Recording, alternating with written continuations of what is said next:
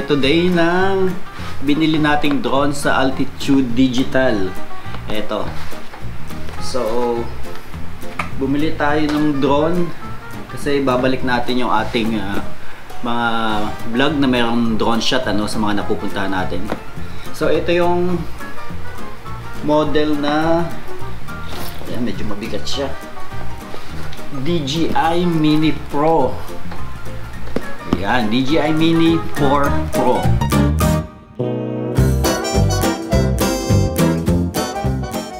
So dati meron na tayong DJI Mini 2. And then nag-skip tayo sa DJI Mini 3. Nabenta natin yung DJI Mini 2. At yun, siguro almost 1.5 years tayong di nag-drone sa ating mga video. So para makampleto yung ating mga travel vlog or travel documentary natin sa pagmamotor, so nag-decide tayo na kumuha ulit ng drone. At ito na nga yung, so kalalabas lang dito siguro mga September or October, so hindi pa masyadong natatagalan So guys, ito yung DJI Mini 4 Pro Plus na ang battery niya is ito yung 45 minutes each. Ito guys, kung nakikita nyo, yan, ito. At syempre sa shoutout dito sa Altitude Digital, dito natin siya binili sa kadahilanang meron siyang free DJI t-shirt. Yan. Ayan So thank you Altitude Digital, shoutout. And then meron siyang kasamang 64GB na SD card. So medyo maliit siya. At saka mabagal siya mag-transfer compared sa ginagamit natin, which is bumili na rin ako. Ito. So, ito yung ginagamit talaga natin. SanDisk Extreme Pro. Yan. So, 256GB siya. Dalawa na yung binili natin. Ayan. To make sure na hindi tayo mawawala ng footage sa ating mga pupuntahan. So, wala na guys. Tabi natin to. At bumili na rin ako ng lanyard para dun sa may remote control, yung may LCD. Ito. So, ayusin natin to. Tabi natin. Dito muna sa tabi. So, buksan muna natin tong lanyard, So, meron siyang dalawang screw. So, Lazada ko lang siya in order. Nasa 300 pesos yata or 250 pesos. Ayan. So, pwede siyang ikwintas pag ganyan. Kakabit natin doon sa ating controller. So, tabi na muna natin to. At buksan na natin to guys. Huwag na nating patagalin. So, ito yung 249 grams na drone. So, ito yung pinakang sikat ngayon na model nila kasi meron siyang obstacle avoidance system. So, naiiwasan niya yung mga puno, poste, alambre, at mga sasakyan, kung ano-ano pa. So, maganda to. Pwede natin pasunurin yung ating drone. Hindi tayo masyado mag-worry compared sa DJI Mini 2 na ginamit natin. So anytime pwedeng sumabit sa mga puno at mag-crash. So ito, may protection tayo kahit pa paano. So buksan na natin. Yun. At eto na. Yan. Meron siyang bag. So guys, wala nang laman. Tabi muna natin. So ganito din yung box ng DJI Mini 2 natin. Ganito din yung size mismo. Meron pa siyang label dito. So alam ko splash proof itong bag na to. Buksan na natin. Yan. So tanggalin natin yung laman. Wow, grabe. Ayan. So buksan natin maya-maya. Labas muna natin lahat. At yung battery niya, ito, tatlo. So 45 minutes ang isa, which is yung ordinary, yung combo is parang 32 minutes lang And then yung mismong drone. Yan, grabe, ganda. Woo. So totoong may drone siya, Ayan. So mga documentation. So mga extra propeller. Yan. Ang dami. 3 set. At screwdriver para sa propeller. 2 USB-C to USB-C at USB to USB-C.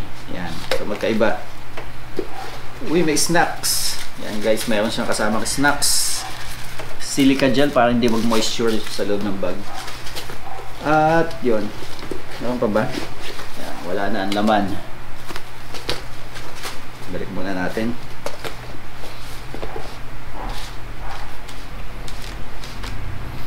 So, unahin natin itong documentation niya.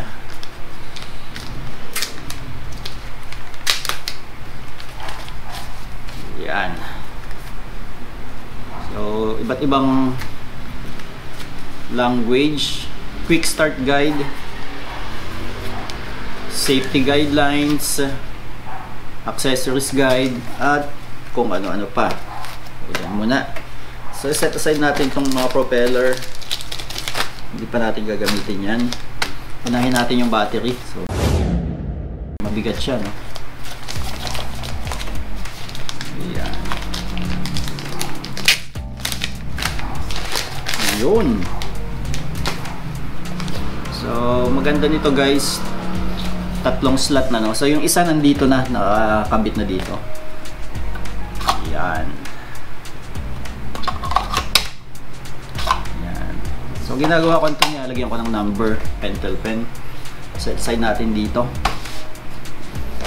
And punta tayo dito sa controller na meron ng LCD. So, hindi na hassle guys, magkakabit-kabit pa ng cellphone sa controller.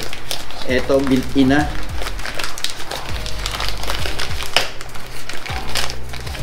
Ayun. Wow! Grabe, ang ganda. Guys, yung front nya. Ito yung top, ito yung back. So may mga button dito, roller button, and then yung mismong joystick dito, then may mga button pa dito. Ito yung antenna. So pag ganun pala siya. Yan. So adjustable siya, no?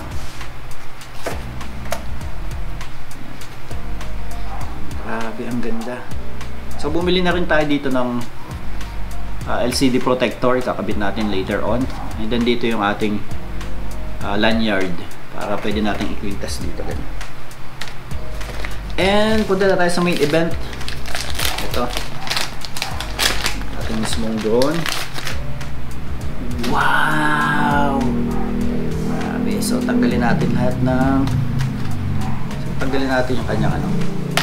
Maganda nito, meron na siyang yan, propeller guard. So, patong natin dyan. Yun, no? Paano na nga ba to? So,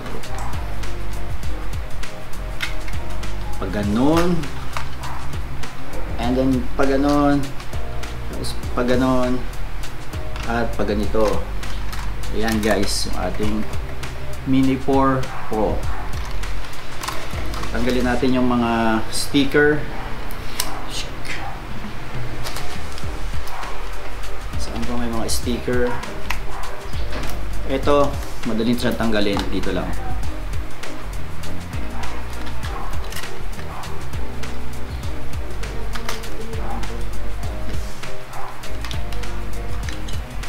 Yun. So, tanggal na rin mga sticker na kasama na agad. Ayan o. Meron din siya dito mga sticker pa. So dapat bago natin i-power up, tanggal na lahat ng mga sticker niya, yung mga label dito. Yan. Yun, isa na lang. Yes. So meron pang goma. Yan o. So dapat free to play siya, no. Yan, pag kinahawakan, free to play. And then ito yung battery niya. Yan. So, 3 battery guys.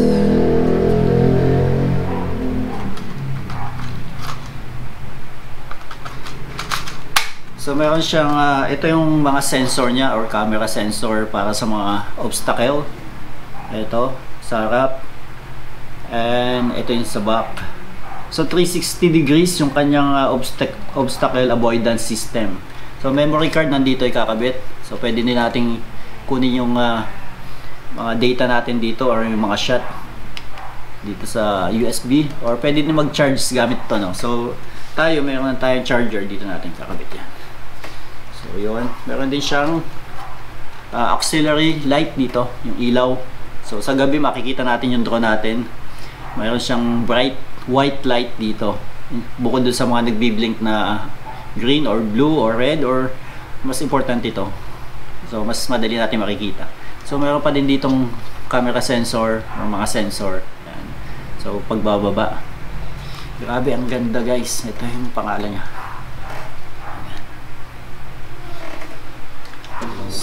So ito lahat. So that's it for our unboxing ng ating DJI Mini 4 Pro. And I see you guys sa next unboxing at sa ating mga travel vlog. Makikita nyo ito.